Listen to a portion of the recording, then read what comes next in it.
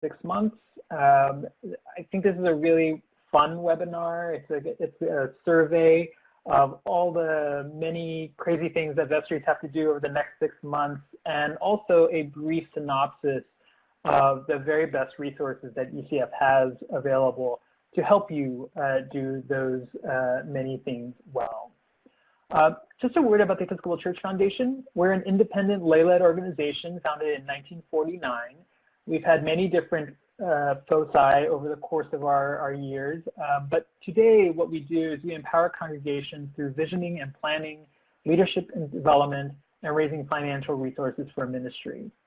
We have 4 impact areas. What we want to do is build a church where lay and clergy leaders are working together, a church of healthy, vital, vibrant Episcopal communities of faith, where there are meaningful opportunities for Christian stewardship, and where we are engaged in innovative, mission-based ways to be the church of the future. My name is Miguel Escobar. As I said, I'm Managing Program Director of Leadership Resources and Communications. I'm an Episcopalian, I believe, since about 2005, and have worked for the church for 9 years now. And I am joined by my colleague, Brendan Hunter. Hello, everyone. Brendan Hunter, Program Director for Leadership Resources, been a member of the Episcopal Church for many, many years, and working professionally in the church for going on actually just about 10 years now, and for ECF for about 4, and my previous background was in parish administration. I'm delighted to be here.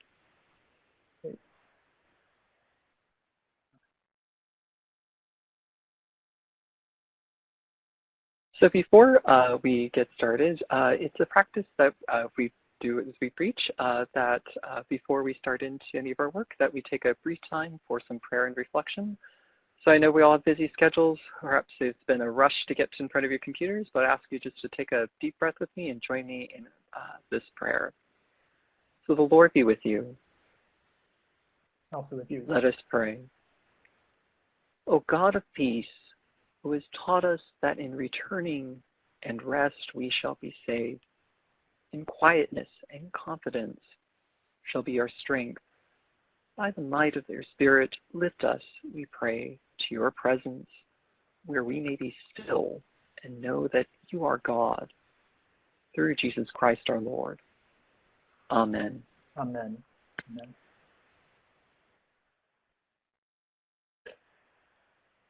Thank you. So let's do a quick overview of what we're going to be talking about over the course of the next hour. We're going to be covering a wide variety of topics: annual stewardship, nomination and election of vestry members, annual meetings, and vestry orientations and vestry retreats. So obviously there's a lot to cover. And as I hope you noted in the description, this is intended to be a broad survey of all these topics. So we may not be getting into as much depth as we normally would if we had just focused on one of these areas. We'll begin with the question of where is Jesus in all of this? And over again in this presentation, we're going to keep coming back to this question, and hopefully we'll offer some ideas for incorporating Jesus into the annual stewardship campaign, how we nominate and elect members, and even annual meetings. Our presentation will take us from September, when many Episcopal congregations are planning or engaging their annual stewardship campaigns, all the way to February, when many congregations take their first yearly vestry orientation retreat. Throughout the presentation, we're going to reference best resources that are available on ECF Vital Practices for your later review, and we'll wrap it all up with a discussion on potential next steps. One note, as I mentioned before, if you'd like to download the slides and accompanying resource sheet, you can do so by clicking on the box on the left-hand side of the screen.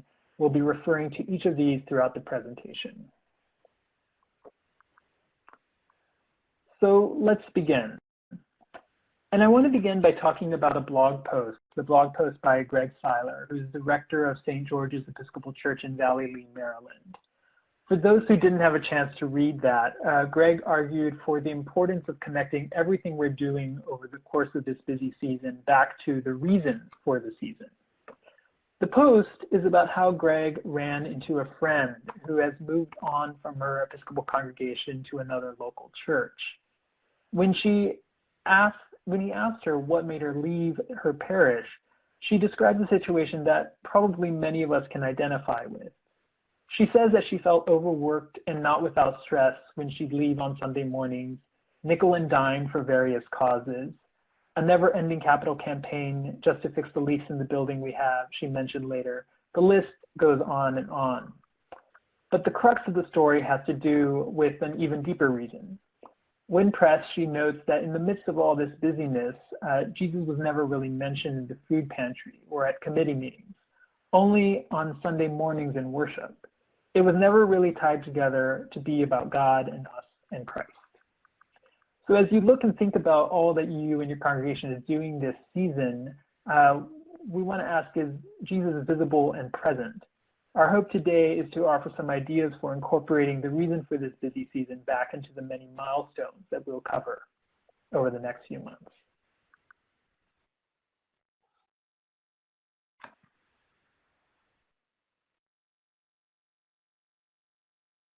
So to jump in, one of the first things that is probably coming up around the corner, if not already, is happening within your congregation now that the program year is kicked off, is your annual giving campaign. And by that, I just want to be clear that with annual stewardship campaigns, I'm talking about the congregation's appeal to raise money for the following year's budget. Typically, this includes the mailing of pledge cards, typically with a letter. You may also be doing phone calls and perhaps one-on-one visits as well. For most congregations, this is the source of at least 2/3 of your income. One of the many resources on stewardship that we would like to highlight for you is a webinar called Addressing Lackluster Stewardship that was led by two capital campaign consultants at ECF, Jerry Kuchar and Aaron Weber Johnson. I would particularly point this out for those of you who have perhaps a fledgling stewardship campaign or a stewardship team that seems to be stuck or just trying to figure out where to really begin or how to kind of reinvigorate the giving in your congregation. I'll also lift up several points of this webinar for you over the next couple of minutes. But I would just like to emphasize that of all the resources that we're pointing out to you this evening, our main objective really is to highlight some topics, ideas, and some resources for you to be able to dig in further with your congregation. That we're only going to be able to go so deep through this webinar, but hope that you'll be able to take the time after this to really start to dig into some of these. Oops, sorry, didn't mean to click that. So to cover just a couple of facts or from principles from this webinar. First, just want to emphasize for you to disuse the notion of getting 100% participation from the annual pledge campaign, and instead focus your energy on one segment of the congregation, namely those who are committed to your congregation, but who could probably give more. Aaron, in this webinar, breaks congregations up into three main categories. The converted, that is the people who give faithfully and regularly at every annual giving campaign. The uncommitted, typically those who are at the other end of the extreme, those who may have never given or maybe perhaps given pledge once or just very sporadically throughout their time at your congregation. And those who are in the middle of those two extremes. Aaron's point here is that the most annual stewardship campaigns spend a lot of their time and their energy speaking to those two extremes rather than looking at that middle ground, that committed category to be able to give more. Secondly, Jerry in this webinar talks about what makes a good stewardship theme. He notes that many Episcopal congregations lean too heavily on the language of obligation, guilt, or on preventing the closure of programs. He emphasizes that this really doesn't work. For example, we have to give to keep our doors open and the lights on. Jerry says that, a good pitch communicates what is made possible because of people's contribution of time and talent and resources. It communicates impact, in other words. And the best pitches communicate impact and vision. If you don't know where to start on this, one recommendation is to review all of your congregation stewardship materials, especially the letters and the pledge cards that you've been sending out, and consider whether or not the language is communicating obligation and guilt or impact and vision. Third, Aaron and Jerry both talk about the need to augment our typical annual giving stewardship letter with one-on-one visits and conversations. In the middle of the second half of the 20th century, so think, the post-World War II boom years, many Episcopal congregations had an every member canvas. Perhaps some of you recall this. And this was tied directly to the stewardship campaign. This wasn't a coincidence.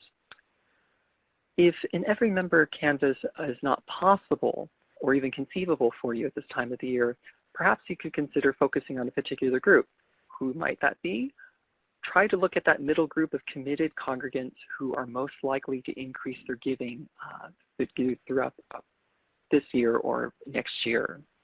Finally, both Jerry and Aaron note the importance of saying thank you. And Aaron in particular cites the principle that comes from the United Way of thanking contributors 7 times over the course of the year.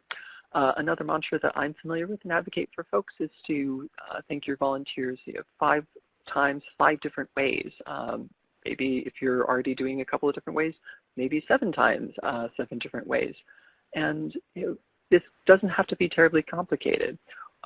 Many of us are familiar with a general thank you that comes after fulfilling out a pledge card. What are some other easy ways that you could do this throughout Sundays in the bulletins or during the announcements? A handwritten thank you note that comes out after the statements are given as well. There are plenty of different ways that you can do this that aren't terribly burdensome, but that can really emphasize the impact that people are making with their gifts. So looking at some resources, as I mentioned, there are many different great resources, and there are quite a few others that are highlighted on the resource sheet, but I just want to comment on a couple and lift those up for you and tell you why I think you should really check these out in particular.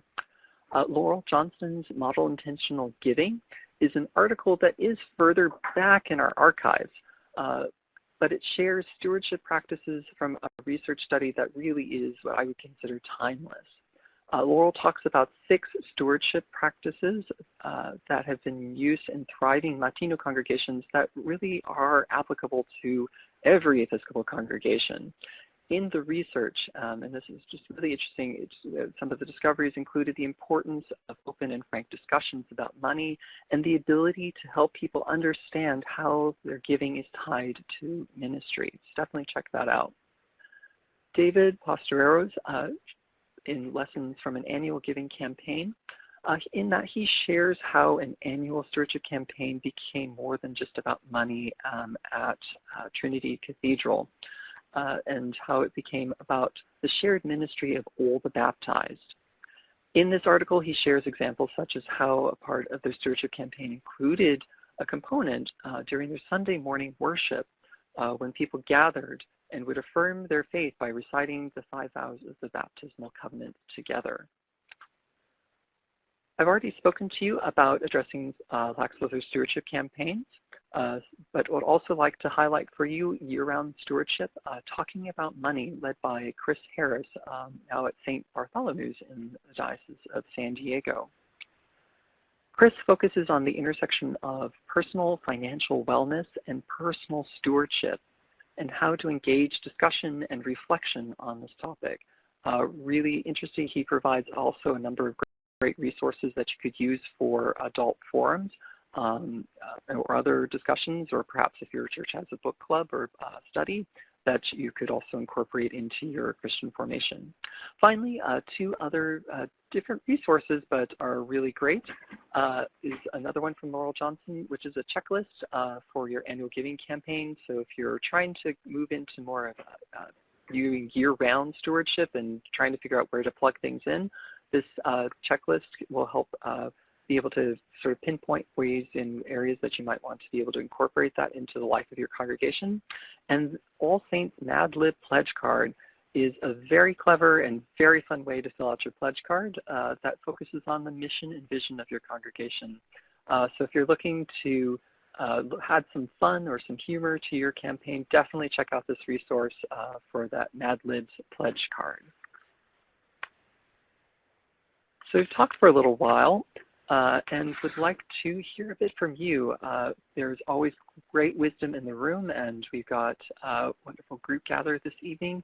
So I'd like to just hear a bit from you at this moment. If you would like to share some pledge themes that have worked well in your congregation, if you can reference one that seemed to particularly stand out to you, worked really well, or maybe one that you really like that was in another congregation. And this is also that if you have any questions, to please let us know about that as well. Yeah. While we're waiting, I want to circle back to one question that we received just about where people can get these resources. So if you can just look at the green arrow on the screen, I'm moving it just to the right of a box that says Files. On the left, to the left of the arrow in the Files box, there are two documents. One is the slides of the presentation, and then the resource sheet. The resource sheet is probably the most important document because it includes links to all of the resources that we keep referencing throughout. So take a moment to download that. It includes live links, so you don't have to type it into your Internet Explorer. It's a great resource, hopefully, for you.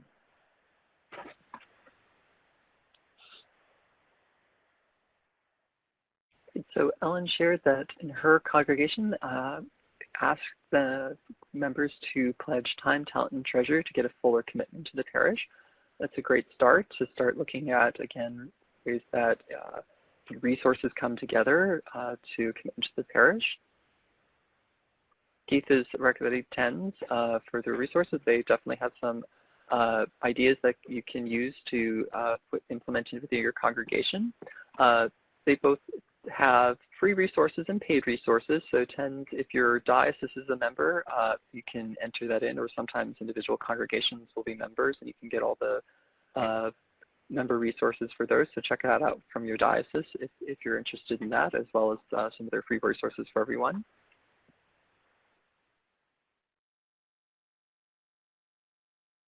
Another resource, which is a more recent resource, is, I'm going to provide a link to it in the chat box.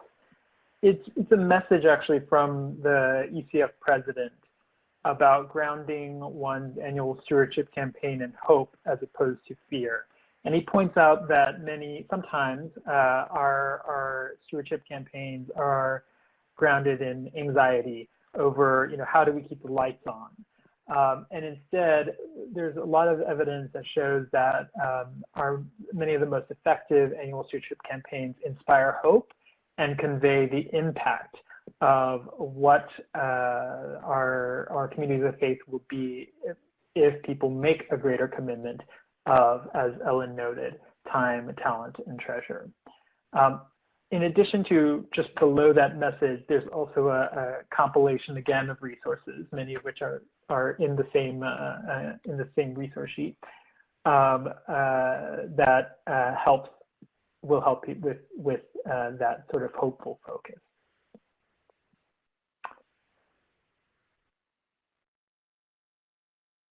Oh, this is a lovely example here from Sue.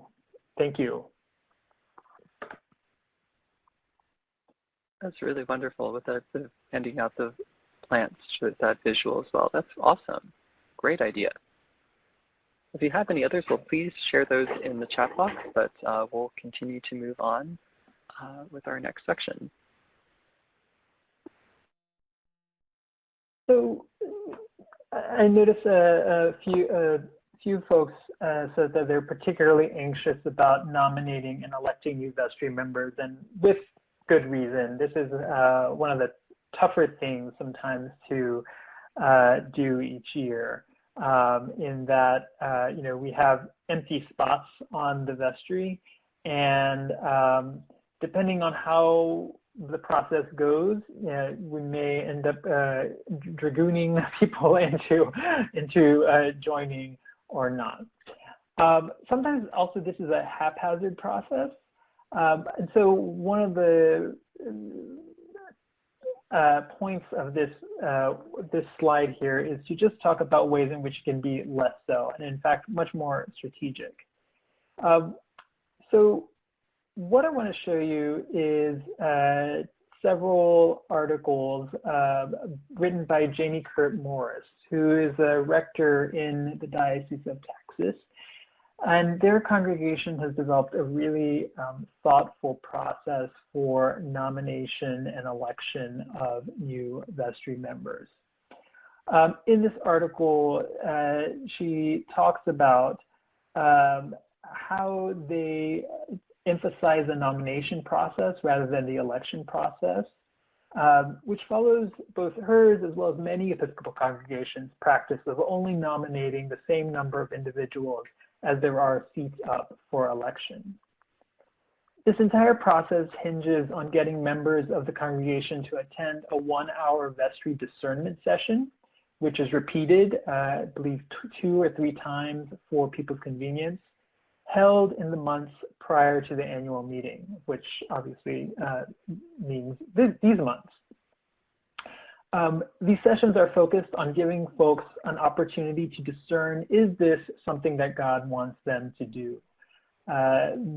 Participants are provided with handouts that describe both the job description and expectations. The session orients members to the mission and vision statements of the congregation, and also previews any extraordinary initiatives of the near to mid-future that the congregation, and especially the vestry, will be undertaking.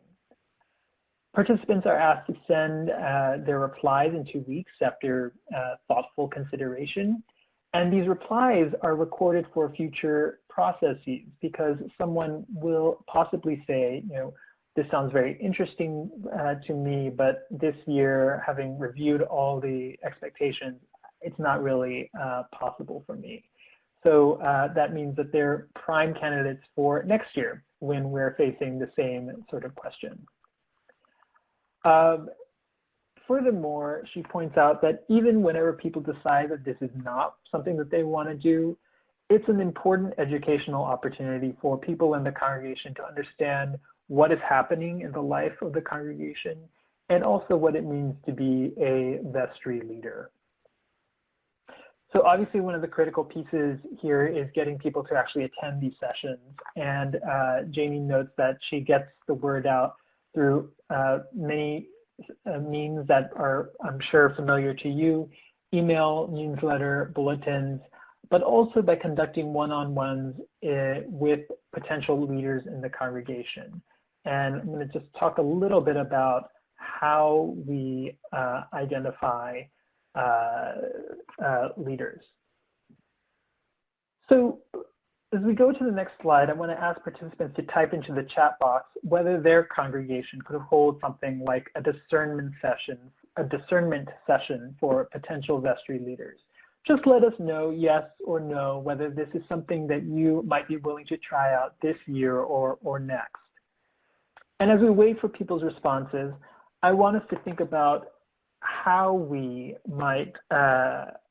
tend to invite people who are potential vestry members.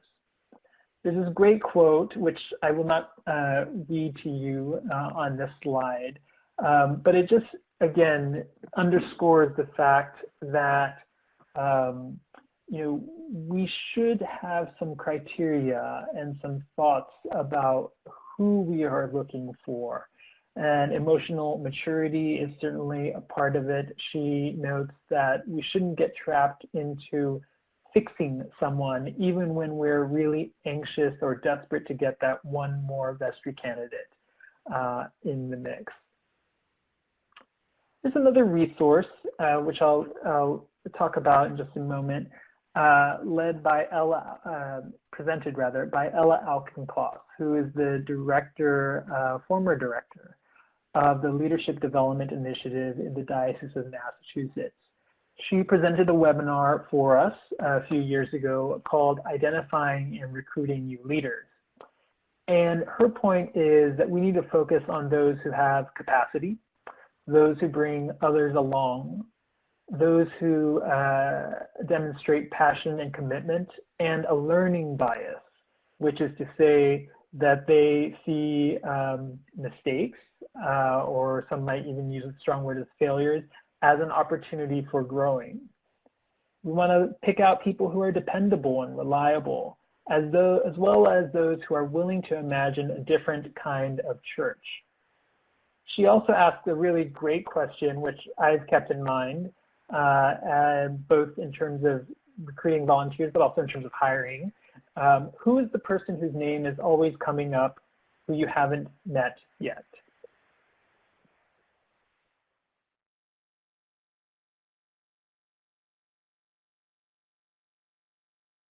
So just a quick review then of some of the resources. Again, there's 2 articles by Janie Kurt Morris, which I think are pretty fundamental for having a more strategic approach to discernment, nomination, and election processes of Vestries. And then again, this webinar recording by Ella Alkencloth, Identifying and Recruiting New Leaders. And I see a comment, what I just want to read through, which is maybe our Old Boys Network doesn't think we need this and only want as many nominees as spaces. It would be great if we could educate the parish as a whole and encourage others to be nominated. I really agree, and I think that, again, Jamie's point is that even whenever people are not necessarily able to serve as the vestry or be nominated that year, it really helps to build greater awareness of the leadership and financial issues that congregations are facing. I don't know, Brenda, did you have any additional thoughts or comments in response to Sue's note? Off the top of my head, the part of that is a cultural and change process that has to begin to occur. And as we know, that if change was so easy, we'd all be doing it. But that's something that's going to take some pushing and nudging and to get people to really see why that's a good thing that needs to happen. Yeah. So we're just going to take a moment to, again, if you have comments or questions, we've covered so far 2 big things that are coming up, the annual stewardship process as well as the nomination election process. And if there aren't any questions out there, I have one for the group to consider, which is, what are some qualities of people that you are currently looking for in vestry nominations? What are some things that your congregation needs at this moment?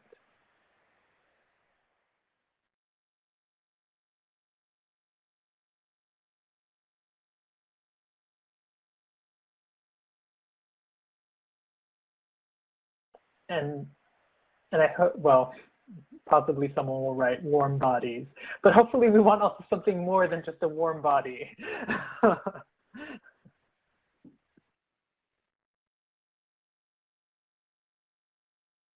Active participation, thoughtful thinkers.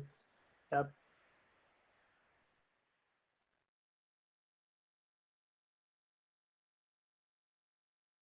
Yep, availability. I mean, showing up is a significant part of being a vestry member, and being reliable. Reliably showing up is a significant part.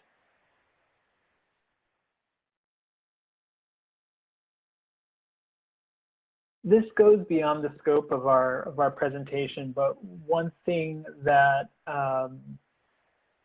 we've noticed, or I've noticed, especially when we do vestry orientation workshops, is that oftentimes vestries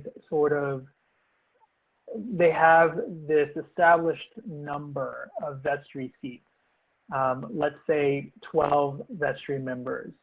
But this 12 vestry member vestry has not changed in size despite the fact that there's been wide fluctuations in the numbers of the congregants. So sometimes we'll run into instances where there's a 12-member vestry of a congregation that has an average Sunday attendance of 35. And you can certainly imagine in that instance how difficult it is to fulfill vestry seats. What we want to note is that oftentimes, while size of vestry is part of congregational bylaws, and less often, I've seen it in a few instances, part of diocesan bylaws, what we just encourage you to do is also just check. Check with your diocese, check with your congregation about those bylaws, and explore the possibility of whether or not to right-size your vestry for your congregation. So again, going back to the example of a congregation with 35 members, you might want to opt towards something like what's called a kitchen table vestry with 6 vestry members, which is a kitchen table because you can all sit around a kitchen table and do that. So I'm just noticing that at 7:37 we need to move forward. Thank you for your comments. I see Keith is typing. So Brendan, I think you're up next. Yes. So I know that folks didn't indicate any priority around the annual meeting, but it is nonetheless big. It's important. It has to happen. So we'll spend just a bit of time because that's going to be coming in a priority for you as the months start to roll by. So first, just real quick, what is the annual meeting? It is the required meeting. It's required for everyone and every parish every year. It has to be held, which the rector, vestry, or other church leaders report to the congregation on the state of the parish. The annual budget is presented at this meeting. Note that it is not passed. That is passed by the vestry as the legal authority of the congregation. You can vote to ratify it or support it, but at the annual meeting, but it's the vestry that has that legal fiduciary responsibility. And this is also where new vestry members are typically elected as well.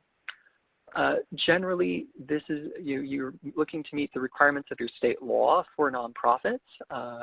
Your meeting needs to be designated and recorded in parish records as the annual parish meeting. Your financial report also must be presented. The meeting is typically satisfied through this, an open meeting that everyone's welcome to be able to attend. This is just generally speaking. Again, there are typically, some specifics that may pop up in your own particular location. What's typically on the agenda here, the rector's annual report, the approval of minutes from the previous year's annual meeting, the election of your new vestry members, and because you're all there at that moment, the election of deputies to your diocesan convention. The rector's report is generally comparable to a director's report. One of the paramount duties of the director's report of nonprofit corporations is to report to the members of their activities and the state of the corporate finances and affairs. The director's freedom from liability from corporate debts may depend upon his or her filing of an annual report. The annual report also must be available for inspection by your membership. Also, there should be an update on the membership, such as the new households, baptisms, confirmations, burials, etc. The vestry is responsible for developing, more often by delegating the budget's initial development to a finance or budget committee, and then approving the annual budget for presentation at the annual meeting. So I Ideally, this should be presented ahead of time so that the vestries discuss this, look this over, is able to respond to questions about this if there are any, so that when it is presented there are no surprises to anybody who's in a leadership role. The wardens of the vestry form the principal unit of leadership in the parish. The senior warden may be elected by the parish at the annual meeting. The senior warden may be elected by the vestry, or the rector may be empowered to appoint the senior warden from among the ranks of the vestry members. Sometimes this also extends to junior wardens, or in some cases when there are co-wardens. Same thing with the treasurer and secretary. This is depending upon your own parish's bylaws, which also must be in line with your diocesan canons as well.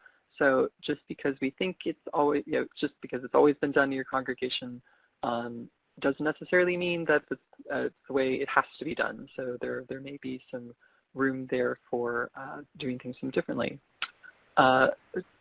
Chair of the property committee should be the person that presents most knowledgeable and skilled maintenance of buildings and grounds. Whether or not a vestry, this person is a member of the vestry, is one thing that we would also like to highlight as well, so that typically there is some sort of property report. This doesn't necessarily have to come from the vestry. So who elects vestry members? The congregation does this at its annual meeting. Most commonly, a third of the vestry is elected each year and serves for a 3-year term. Vacancies during a term are fulfilled by the vestry or elected at an annual meeting from a slate presented by the nominating committee. The rector may screen the list for vestry candidates and remove those who do not agree with the parish. This is a question we typically get year to year. The answer is actually no, that a slate of nominations is usually prepared by a nominating committee, and the slate is presented at the annual meeting. An opportunity for nominations may or may not be able to be made from the floor. Double check that with your diocesan canons and bylaws. It's the practice in some congregations to have more candidates than the number of positions to fill. Again, we espouse this. In other congregations, it may be uncontested. Can the rector vote at the annual meeting? And the answer to that is no, except in the event of a tie. The rector is considered a member of the clergy of the diocese and not a member of the parish. And even though the rector makes a financial pledge to the parish, typically, the rector is the chair of the annual meeting. That does not necessarily set in stone. And finally, just with the budget, again, that's passed by the vestry. Or see, there were some questions except for the retreat. Okay, looks like that was answered. Yeah, more of a conversation. More of a conversation. I saw some stuff going by there. So with these next 2 slides and for what we're covering at the annual meetings, I just want to emphasize to you that we really want to encourage you to think a little more expansively when it comes to your annual meeting, that we all most people tend to groan or kind of shrug when it comes to their congregation's annual meeting, and that we would like to think you really this is an opportunity to have some more expansive conversations, opportunities to celebrate, to reflect, to be able to open this up. There's only really so much amount of business, as we noted in the previous slide, that actually has to be covered. That doesn't really have to be the full extent of your meeting. There are some ideas that that you might already have. I'd encourage you to share that. But we'd also encourage you to think about opportunity to thank your donors over the year, celebrate milestones that you've accomplished, be able to have a conversation about new ministry opportunities, what your congregation's mission and vision is. Again, you want to check on your bylaws and canons to make sure that you're fulfilling the obligations that you need to, but most often than not, you'll really have a lot more flexibility than you might realize. Is posting of eligible electors required? Typically, yes. But again, I don't want to give legal advice with that, but that is typically that is a common practice. I'll at least put it that way, and I would advise you to do that for sure. That it is wise to present your slate of that beforehand. Well, I just Sorry. quick point of clarification. I'm wondering whether or not this is asking certainly the eligible candidates. Oh, sorry, but elector. But the electors, I believe. Well, so this is who's going to be voting. Yeah. Okay. So yes, with voting. Thank you. With that, I don't know if that's required or not, but it should be established as well. And honestly, it may be a bit of an impetus for people to actually check on their membership because there are rules for what it means to be a member of a congregation. Typically, in most cases, you communicate in good standing, known as a giver to the parish on record. Sometimes it's a little more defined by a parish, but typically they just have to be known as in some way, as well as having received communion, 2 or 3 times a year. Right, and in the slightly less organized parishes that I tend to be part of, what I've seen is the person who's chairing the meeting will describe what it means to be a member in good standing, and then ask people to sort of opt into whether or not they are therefore a member in good standing and can vote. So it doesn't involve a posting of eligible electors, but it does kind of provide the framework there. Yeah. And in my congregation, before first the vote is taken, which is the approval of the minutes from the previous year's annual meeting, the rector just reminds the congregation what are the qualifications to be a voting member of the congregation. Again, encouraging those who wish to become a member to speak with one of the members of the clergy or or vestry members afterwards. So thank you for clarifying that. A little further on, thinking maybe a little more expansively about your annual meeting is to consider changing the date of your annual meeting. It may not be ideal to hold that at the end of July, but in some dioceses it may be set. In Central Florida, we know as an example, it's required that the annual meeting is held within 60 days or on the 31st, before or on the 31st day of January, and the day has to be set by the rector with approval of the vestry. In some cases that may get shifted. Greg Seiler, as we mentioned, wrote a lovely piece on Bible practices, which is on your resource sheet, about how St. George's has moved their annual meeting to the first Sunday in December. Trinity Cathedral, which is the one that did the baptismal covenant in their stewardship campaign, has held there recently in the annual meeting in May. So there may be a better time instead of that, we've gotten over Christmas and then it's New Year and oh my gosh, you have to close out the books and hurry, hurry, hurry, get this new budget passed. There may be a better opportunity so that you're not quite feeling so strained or frantic and to be able to have an opportunity to do other things with your annual meeting, literally by shifting the date with that. So check out those rules and see if there's some room in there to be able to possibly shift that around. Again, I mentioned Greg Seiler's post about, as he said, a New Year's gift to your parish, perhaps, considering shifting that annual meeting.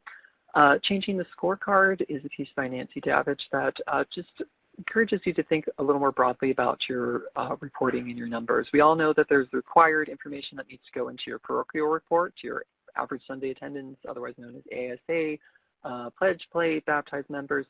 How many touches did you make within your ministry over the year? How many lives people have you been able to impact through your church's ministries? What are some of the other, how many opportunities through social media has your congregation managed to make some contacts with folks? And there are a lot of other ways to be able to measure things, and it can be quite fun to do and to really engage some conversation within the annual meeting. Also consider this an opportunity again to commission folks for ministry. There is a resource tool for that, as well as checking out the Book of Occasional Services. Great. So I'm going to give a very short description of this last topic on vestry orientation and vestry retreats. The resource that the next few slides are based on is from February 2016, so very recent.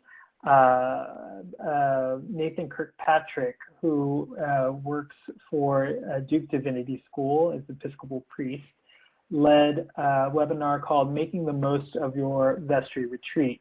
It's an excellent webinar, 1 hour long, and it covers a wide variety of thoughtful topics. So if you're the person who's charged with coming up with your vestry retreat or the agenda, I really highly recommend it. But here's just a few highlights from what he said. He said that a great vestry retreat begins with a needs assessment, a real discussion within the vestry and then also in conversation with the wider congregation about what needs to happen in the vestry retreat, what needs to be discussed, what are the topics that need to be addressed for the year to go smoothly. We also would want to point out, though, that this is a critical opportunity, especially the first vestry retreat, which takes place, oftentimes at the end of February or end of February. It's really an important time to form the group, to build trust and trusting relationships within the group. So it's going to be a little bit heavier on fellowship opportunities and storytelling. Just in terms of what we know about group development, the first stage of kind of the base layer for any functioning team is a layer of trust being there. So this is a real opportunity to develop that layer of trust. And then lastly, if there is going to be a conversation about a substantive issue, you really encourage folks to frame it in a generative way, which is to say, place greater emphasis on brainstorming new ideas, on really being creative, as opposed to coming up with the 105-point plan for how you will do this over the course of the year. He advised some moments in which it's not a great idea to do a vestry retreat or some things that really just need to be there. The vestry retreats don't really work well whenever there's no spiritual element whatsoever. Again, this is an opportunity to go deeper. Vestry retreats tend to not be successful when they're just really long vestry meetings. I've actually been part of this type of retreat, and those are not fun. They don't really take advantage of how this is a different sort of space for the group to engage with. And then also if there's a significant amount of conflict in the congregation or in the vestry, this retreat, unless it's being led by an outside facilitator, will oftentimes just sort of repeat those dynamics. So we highly encourage folks, if your vestry is in significant amounts of conflict, to contact the diocese or another consultant to have this retreat be led and facilitated so that there can be a focus on conflict resolution by a less invested party, as we say. Finally, a note, we think that this is just a great time to set some norms for how the vestry will function over the course of the next year. You may be familiar with something called a vestry covenant. A vestry covenant is a description of how a vestry agrees to work together. It lays out things like we agree to arrive on time, we agree to end our meetings on time, we may strongly disagree with one another, but once we come to a particular decision, we will be a, quote, united front when conveying that to the wider congregation. There are a wide variety of different vestry covenants, and different groups have shorter or longer ones. But it's really an opportunity to just name some norms for how the group will function. and we really encourage you to take that opportunity. Another component of his webinar is just offering some principles of design for us to think about, and I'm not going to go into them, but there's some questions on the right-hand side of the screen which we want you to really think about in framing your vestry retreat. He points out that we'll always have less time than we think, so maybe this isn't the time to schedule out every single second of the retreat. And then secondly, paying attention to the arc, where the height or the climax of the arc is where people are engaged most personally and most strategically. He suggests beginning with something cooler, if we're going to treat the arc sort of as cooler to warm, by establishing some norms for the retreat at the very beginning. So how will the retreat itself go? And then working towards the more personal and more strategic toward the middle of the retreat, and then allowing, and then again focusing on less personal, less strategic as you round it out. He really urges folks to include an evaluation, both immediately after the retreat as well as longer term. And what he means by that is, 6 months down the road, have a check-in with the vestry and say, have we really been able to connect what took place at that retreat, the goals, the vision that we set with our day-to-day? How are we doing on that? What is the longer-term impact of our gathering back in February? A few ideas for content come from these articles. Lauren Mead's article, Bootstrap Your Vestry Retreat.